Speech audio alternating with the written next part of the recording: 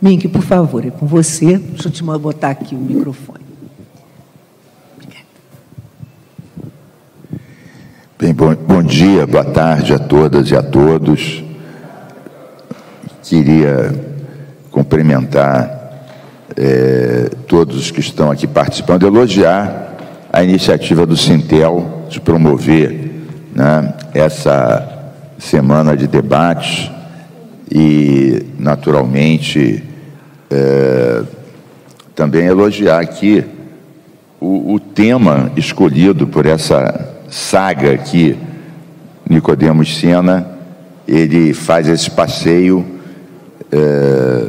sobre o povo, suas lendas, sua religiosidade, sua memória, e agarra a gente, né? É uma forma, Lucélia Santos, diferente de ver. Normalmente a gente, quando discute a Amazônia, a gente discute índice de desmatamento, né? Aumentou, diminuiu, né? Tantas queimadas, e aí é importante, claro.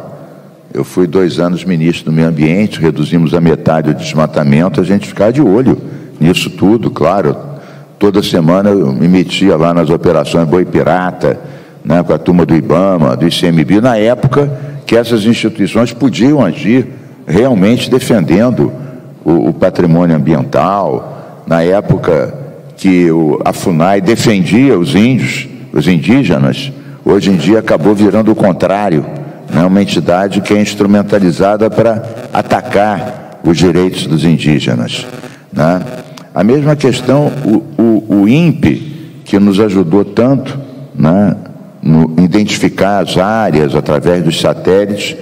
Hoje, diretores do INPE foram afastados porque diziam que o desmatamento estava aumentando. Parecia, Nicodemos, aquela história antiga, de muitos e muitos séculos atrás, quando o mensageiro vinha trazer uma mensagem ruim para o imperador, ele mandava decapitar o mensageiro, né? Então, esse afastamento dos diretores do INPE parece uma história como essa, querem resolver os problemas quebrando o termômetro. Mas, ao contrário disso tudo, esse livro, essa saga, ela vai para as pessoas, né? Ela conta as histórias através da vida, dos dramas pessoais, da religiosidade, das lendas, da memória, e aí dá uma densidade humana, né? Mesmo quando a gente discute a questão, no livro aborda a questão da repressão, né? O tempo da guerrilha na Amazônia e como as pessoas foram recrutadas pelo Exército para ajudar a destruir os focos guerrilheiros daquela época. Estamos falando dos anos 72, 73, 74. Eu acho que você consegue, Nicodemos, dar uma dimensão muito humana a essa história, e vai tratando de toda a questão ambiental, da questão da terra, da questão da opressão, através das histórias das pessoas, das famílias, das lendas, da religiosidade. Então isso torna um livro delicioso, né? Você vai entrando dentro desse povo que lá habita através dos seus amores, das suas dúvidas, das suas dificuldades materiais, e é uma forma diferente e, eu acho, até mais densa e mais próxima de tratar dessas questões todas. Então, o livro ele tem uma qualidade literária muito grande, é um trabalho de pesquisa, é um trabalho de vivência com as pessoas, de conversa, seguramente, imagino, você nos vai falar depois que você tenha, além da tua própria experiência, entrevistado e conversado com centenas de pessoas, né, e extraído questões que nos permitem entender, né, praticamente esse continente, né, que tem, além da riqueza florestal e da biodiversidade, tem histórias humanas tão diferentes, que a Amazônia não é a mesma coisa. Eu fiz há muitos e muitos anos atrás, minha tese de doutorado é sobre a Amazônia. E eu comparo o desenvolvimento, a parte da agricultura, do mercado de trabalho, do semi-escravização da força de trabalho no Pará e um modelo diferente em Rondônia, né? E são realmente realidades muito diferentes. No nosso tempo, nós conseguimos reduzir o desmatamento, não só com operações policiais. Nós fizemos o zoneamento econômico e ecológico da Amazônia com 11 universidades federais, né? Nós criamos o Fundo Clima, o Fundo Amazônia, para dar recursos para apoiar o extrativismo, que, aliás, é outra realidade que o Nicodemos trata no livro dele, né? A questão do extrativismo na Amazônia.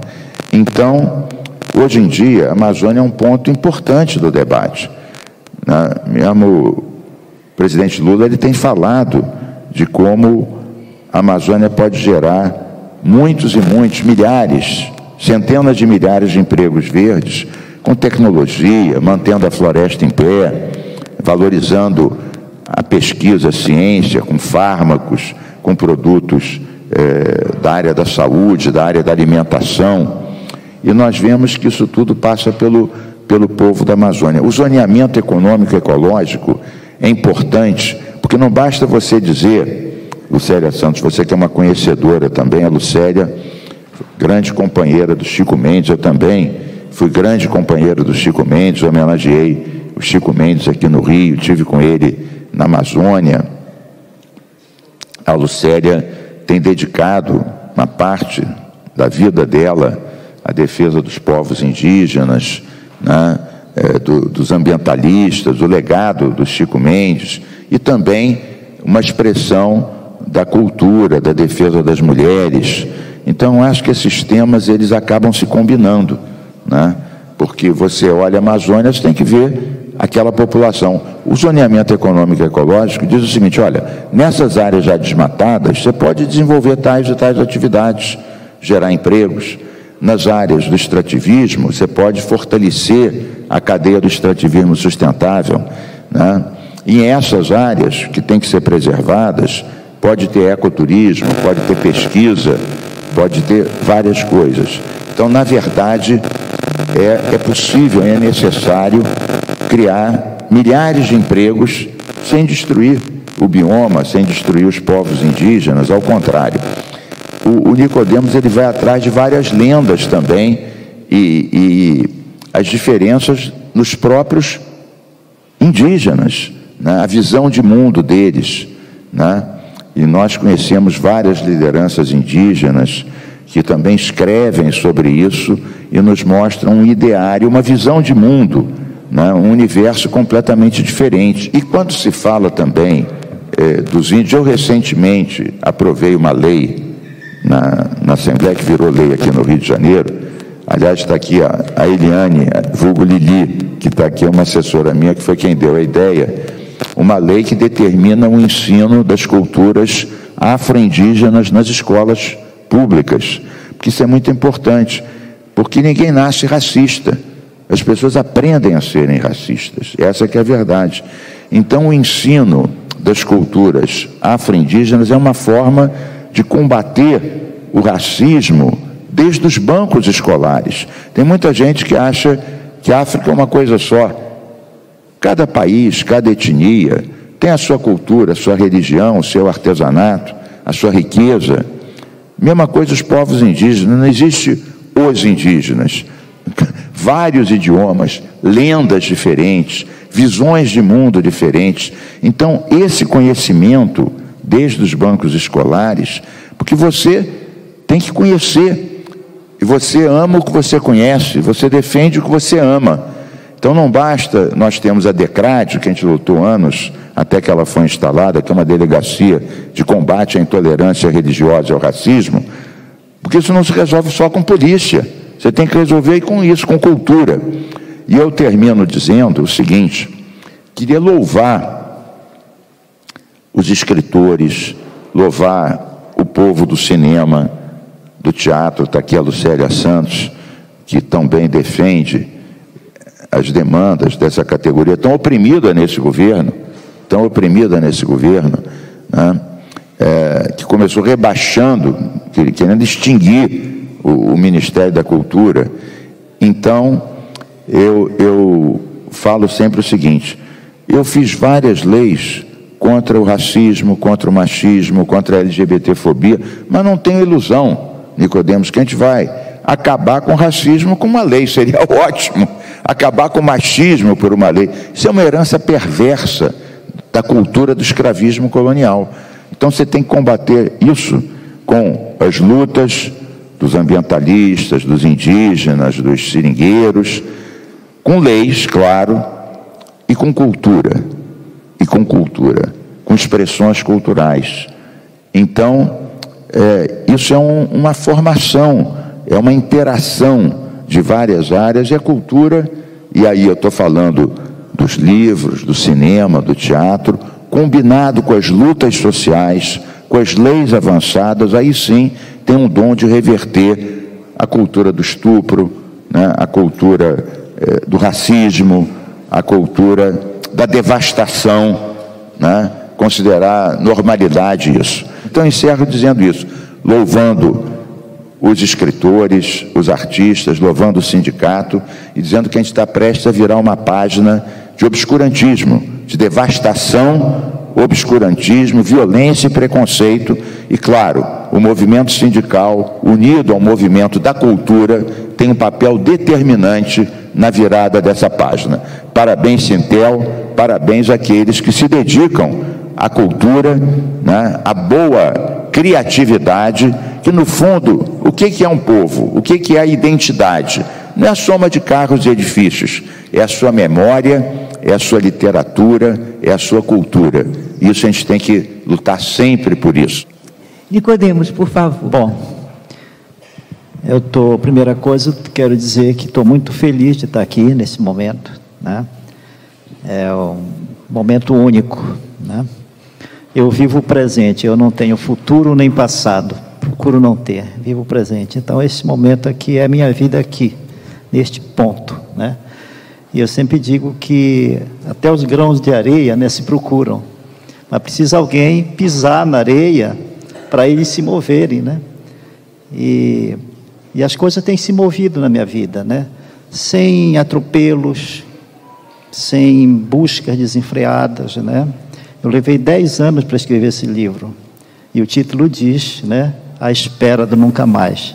No começo era A Espera, daqui a pouco virou A Longa Espera, e lá no finalzinho apareceu o Nunca Mais, né, que tem tudo a ver com a história e com a minha vida individual, né, e a vida coletiva que é a Amazônia, né.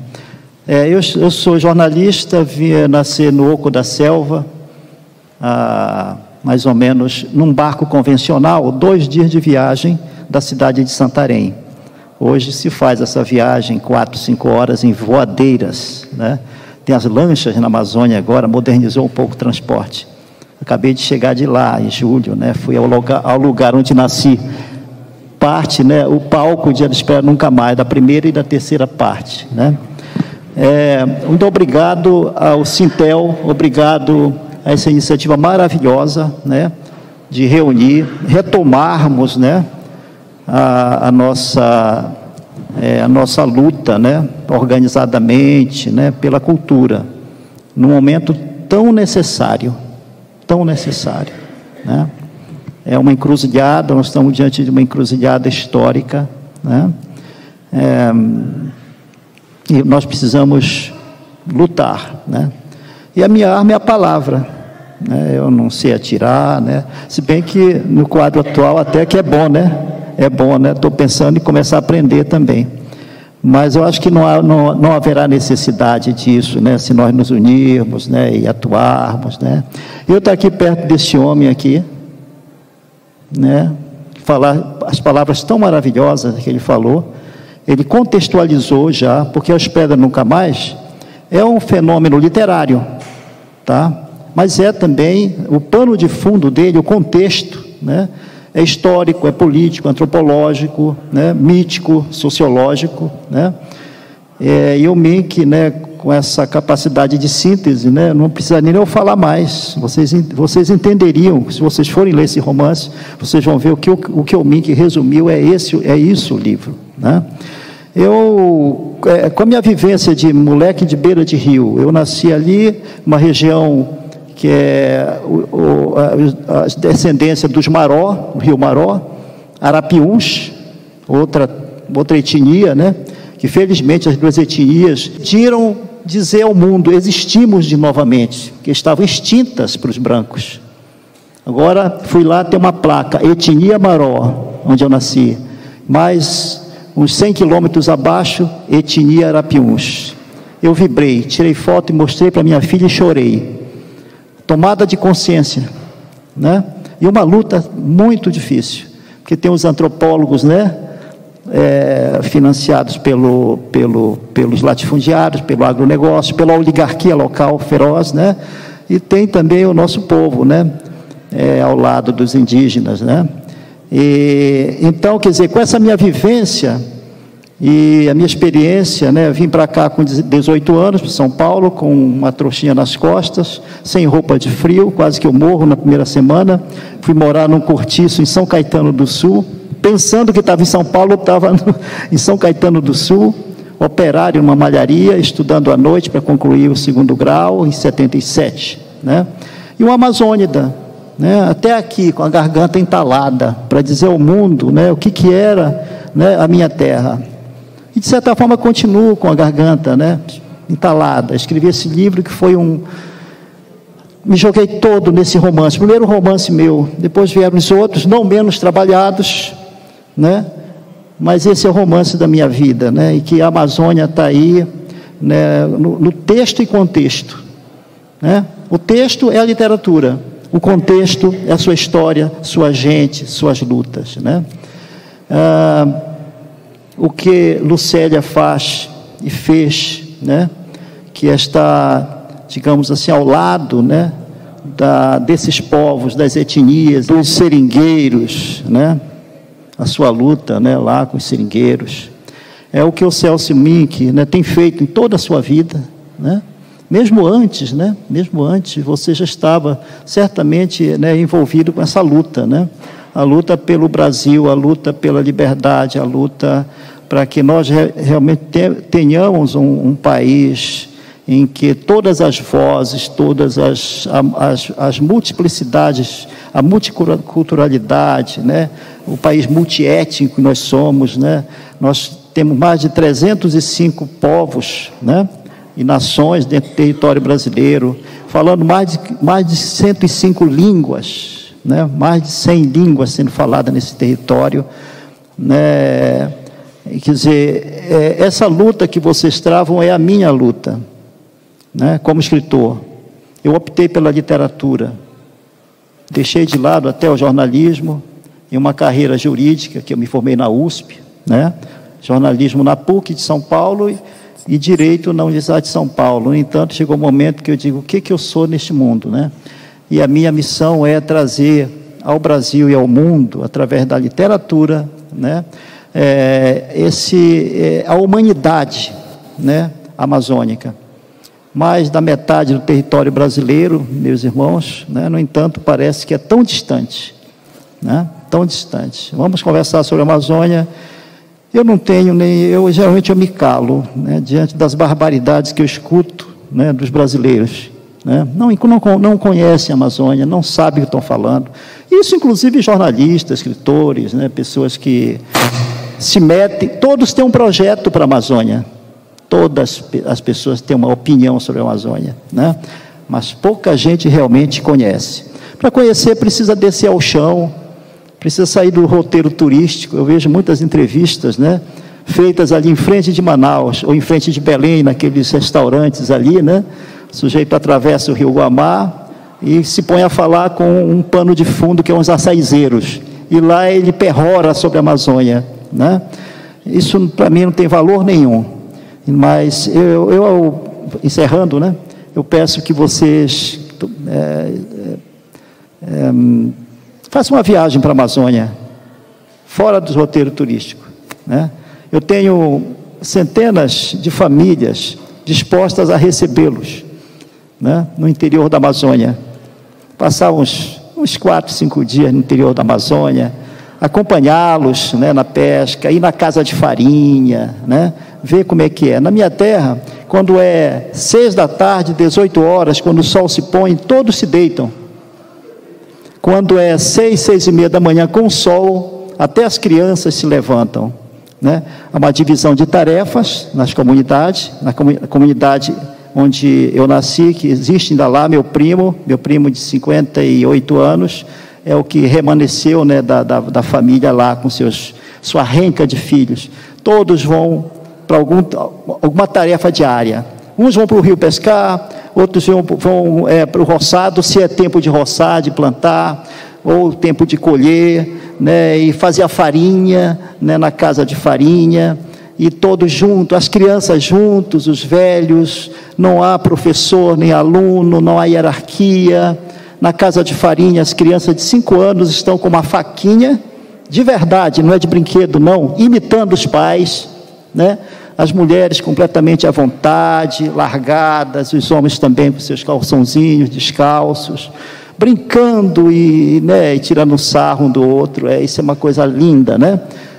As comunidades ribeirinhas da Amazônia, uma gente alegre, uma gente hospitaleira, uma gente que não sonha, a vida dele já é um sonho, né?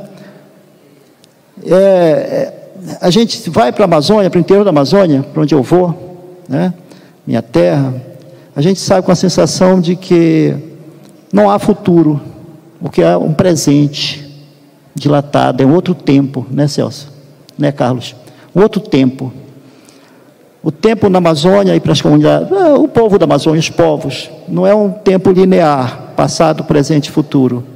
Isso o Ailton Krenak fala muito bem, o Daniel Munduruku, estive com ele na feira da USP São Carlos, semana passada, e o Daniel falou muito bem o que eu venho falando, né? Mas falou com aquela autoridade de quem está, né, no lugar, né, no seu lugar, né? Nós não podemos falar pelos indígenas, né? Eles falam, eles sabem o que eles querem, né? Eu respeito muito, muito esse pessoal, né? Mas é um outro tempo. Então, eu vou encerrar por aqui, né? Estou muito feliz com isso.